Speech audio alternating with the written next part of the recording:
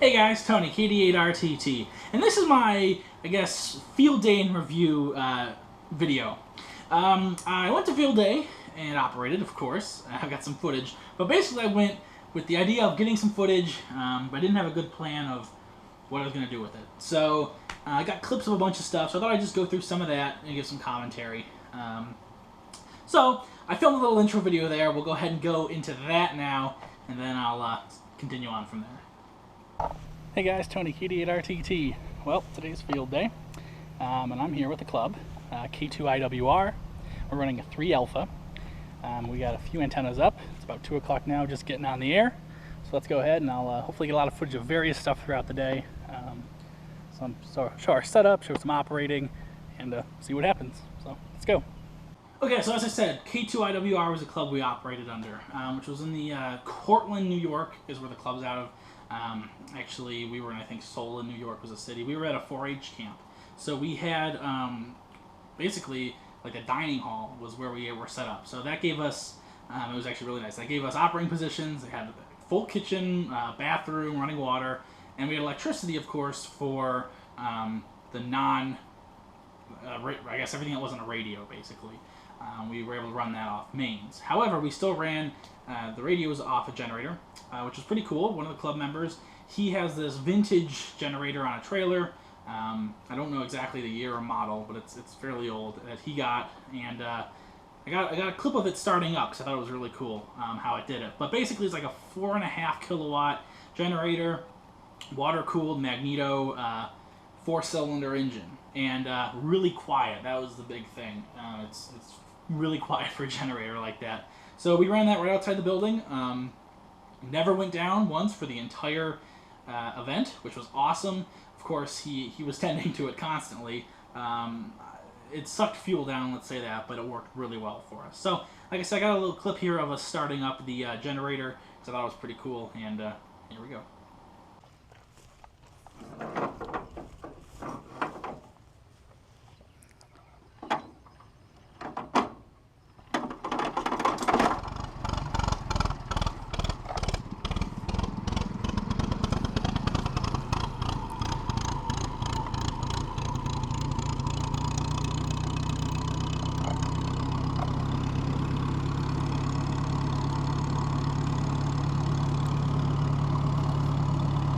Okay, so the generator was up. We were all ready to go. Of course, we had everything set up long before, too, ready to go.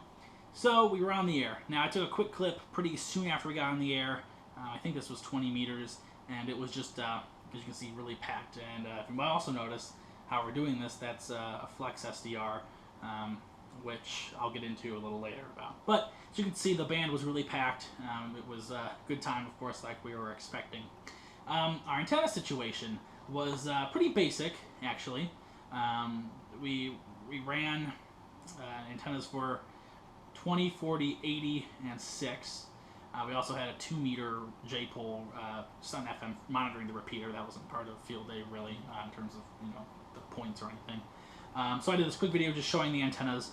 I didn't know which dipole was which at the time. I didn't help set those up, but kind of got an overview, so here's that.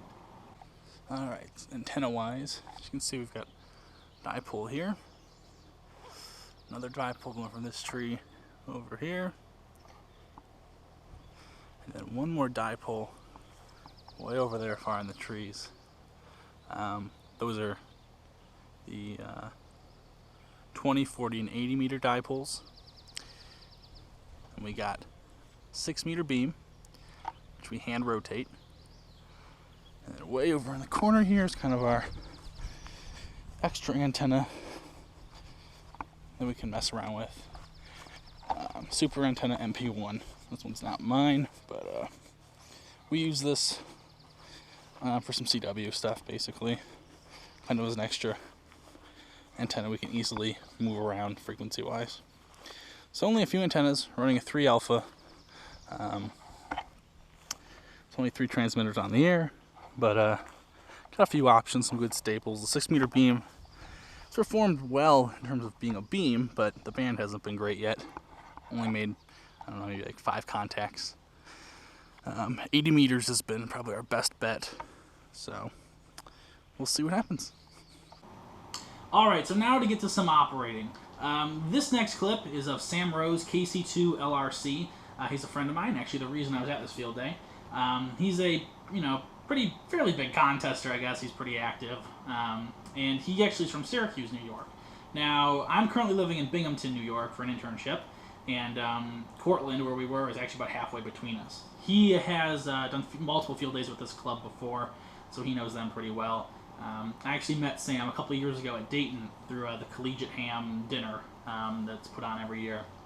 So it's kind of cool to, someone I've only seen at Hamvention actually get on the air with them for field day. So like I said, great operator, cool guy, a lot of fun, and really grateful that he kind of, let me join along and team up with him. So like I said, here's a little clip of him operating, I think 80 meters. Not using his radio, he brought the Flex, but still doing a good job on this radio. QSL. Roger, thanks, in 7-3. QRZ Field Day, Kilo 2, India Whiskey Radio, Field Day. November 8, Mike Whiskey Kilo, please copy 3 Alpha, Western New York.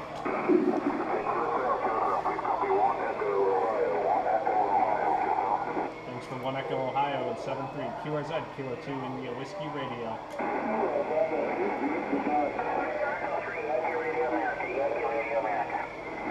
Victor Echo 3, Yankee Radio America, you're a dupe at 2044, QSL.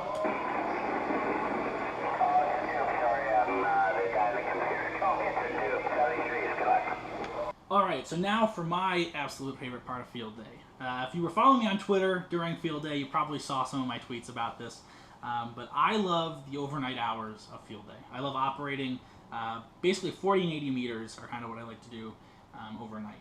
And that's really kind of different for me. I'm usually not on 40 very much, and I'm almost never on 80 outside of field day. It's just between antenna size and characteristics of the band, it's just something that usually is, either I can't do well because of the antenna size, or just the characteristics don't appeal to me. So don't spend a lot of time on those bands, but on field day, they're my absolute favorite. The past 2 years, I ran an 80 meter doublet for my station, which I used on all bands, but 40 and 80 worked great for me. And I'm a night person anyway, so, when most people clear out to go to bed, I like to get up on the radio there and see what I can do.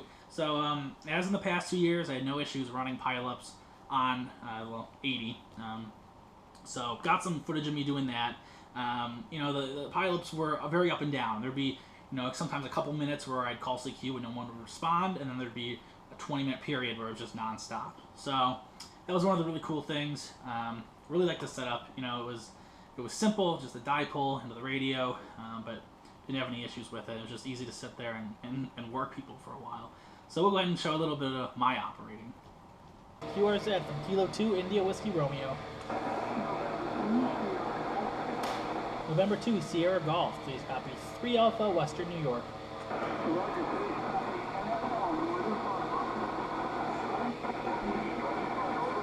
I got the 1D. What was your section? Sorry, missed it. Is it North Florida? Alright, thanks for North Florida. 73. QRZ from Kilo 2, India Whiskey Romeo.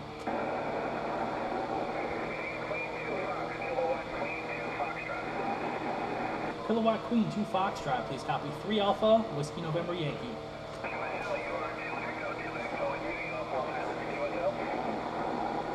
2 Echo, Long Island, thank you, 73. QRZ from Kilo 2, India Whiskey Romeo.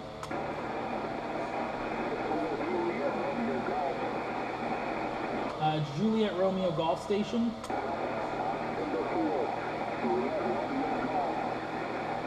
November 4, Juliet Romeo Golf, please copy 3 Alpha, Whiskey November Yankee.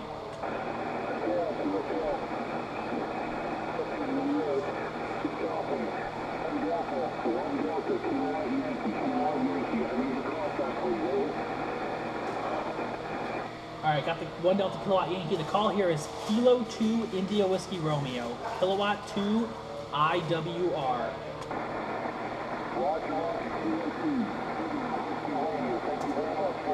Thanks, you too. 73. QRZ from Kilo 2 India Whiskey Romeo.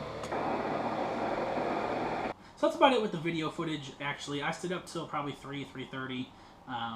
Saturday night, which is, again, unique for me. The past 2 years I've stayed up basically all night, but got some sleep. One of the nice things about being at a 4-H camp was there were cabins around, so it was nice to go inside somewhere and just find a bed to sleep on. So I got about 4 hours of sleep or so. Then came up in the morning. Basically, we had breakfast, which was awesome. All the food, was awesome. We had a great cook that really did a great job. So the food was awesome. But had breakfast and got on the air what we could. Sunday morning, I ended up working 15 and 20, quite a bit, and then 6 finally opened up for us. We had probably made 5 or 6 contacts on 6 throughout Saturday, and then Sunday afternoon, 6 opened up to Florida. And we didn't make a ton of contacts, but made some more, so got a little activity there. But yeah, I spent most of my Sunday on 15 and 20. I ended up closing out the last, hour and a half. I was on 20, just doing our thing. So that was Sunday. Sunday wasn't, I guess I just wasn't motivated to get video at that point. But it was a pretty, standard Sunday. Nothing too exciting really happened. But that said, I did take some other photos throughout the weekend. I thought I'd just kind of go over that. First one here is just of the beam, 6-meter beam. Now, this was a 3-element beam. It was Sam's beam. It was brand new, so we assembled it. It was on some military surplus masts. I think we were at around 30 feet in the air. And I think he said we were at 8, I can't remember. I think it was 8 sections is what we did. These are like those aluminum masts that I know they sell at Dayton, the big kits of them. We only did 1 level of guy wires. This was kind of a new setup for Sam in terms of how high we did it with 1 set of guy wires, and I think that's about the limit. It was a little wobbly at the top, but it wasn't too bad. Now there was no rotor on it. We would go out and hand turn it, and that seemed to work okay. I personally haven't used 6 a lot, so this was this whole experience with 6 was kind of new to me, but did pretty well. And we made a lot of solid contacts around New York and Pennsylvania on 6, before the band opened up, so that was kind of nice. Here's kind of a general shot of the area. The building you can kind of see behind the trees there is where we were. Like I said, it's like a dining hall. And these trees out here in the front were where the antennas were set up. And here's another one a little closer up, different angle. One of the cool things was we were pretty high up where we were. I don't know the actual elevation, but we were pretty high up, and we were kind of out away from anything. I had no cell service the whole weekend on my Verizon phone. There was none. I have a secondary data-only phone, basically, that I was able to get a little bit of data on AT&T, but Verizon was no service. I tried walking around the whole area, nothing. So I guess that was good in the sense that we were far away from a lot of noise sources, but it made it hard for me to stay active on Twitter, which was something I was looking forward to. And another one of the building without the trees in the way. So one of the cool aspects is we actually ended up using the building as a support. I think they had talked about using the flagpole, but they didn't. They actually threw a line over the building. They launched one. They had like one of those slingshots. Launched the line over the building and pulled it up and tied it on the other side. So the building was actually one of the antenna supports for one of the dipoles. I think it was the 20-meter dipole, but I can't remember. You can see, those are the operating stations. Those 3 kind of stations. Now we were running 3 alpha with a free VHF, so there's really 4 radios there, but those were kind of the operating positions. We had 2 of them next to each other. So you can see the windows are right there. We just fed the coax right out the windows, right out to the antennas. During the day we had those windows wide open for airflow, and at night we'd close them down to keep the bugs out. Now this actually worked really well. I was considered to be really hot. Of course this isn't air conditioned, but it was actually fairly cool. It was not bad. And got a decent breeze, and then of course some people had fans, but it wasn't bad even without them. And then of course at night it cooled down a bit, close the windows down, close the doors up, and it was a really nice way to operate. I'm used to operating in tents or pavilions, and I think I really do prefer this, although some might see being inside like this is kind of cheating. Here's one of our new ops, Zach. Now he was actually another friend of Sam's, and I think he's a technician license right now. I'm not sure of his call. He was going to get his general the day after field day, so I haven't heard yet if he got it, but he got a Kenwood HF radio in Dayton this past year and was excited to actually get it on the air, so we did that and he became our 20-meter station. So as I said, I'd mentioned earlier, the flex radio was a big part of field day for me. Now I know a fair bit about flex radios and SDRs. That's nothing, that new to me. But really sitting down and operating on one a lot was. I had very limited experience using flex radios, but like I said, Sam had his, which we used on 6 meters, and we also used it on 15, 80, 40, really a lot. We hooked up to the super antenna, so we just kind of let it be a secondary radio. If one band was doing particularly well, we could put two, like a CW station on the flex, or even digital. I don't think we ended up doing digital, but CW or whatever. The flex was really great. It was pretty simple to use. It was really intuitive, and it's just awesome to see that whole section of the band and quickly point stuff out. Especially for 6 meters, where you could spend all day scanning back and forth looking for stuff. We just set it there. You could see the whole swath of the area 6 we wanted, and we just waited till we saw something, and then there's a station. Let's work them. So I really fell in love with flex radios this field day. Of course, they're pretty expensive. For good reason, I think, but they're something I want to invest in. Now, we were running the 6300, which I think is around $3 grand, 100-watt radio, and obviously I'm not going to be able to afford that anytime soon, but that'll probably be my end goal, is something in that realm. It was really great. So, all in all, field day was a lot of fun. Got to do some new stuff. Got a lot of time on 6, which I'd never done before. Got some new time with the flex, like I said. And then got to do kind of some of my favorite, stuff with 80. Just sit there and operate. And really enjoyed it. And I really want to say thanks to Sam and the whole club with K2IWR for letting us come over, operate a lot. I think we made total, I want to say, around 650 QSOs with a 750-ish points, somewhere around there. So it wasn't a huge score, but they took I thought they had a good attitude. It wasn't really hardcore contesting, I guess. It was fairly relaxed. There was never really a time where I couldn't get on a radio if I wanted to, but it was a really good experience. I really enjoyed working there. So, alright guys, hope you had a great field day too. Hope you enjoyed this video. Just wanted to kind of show what I did this year.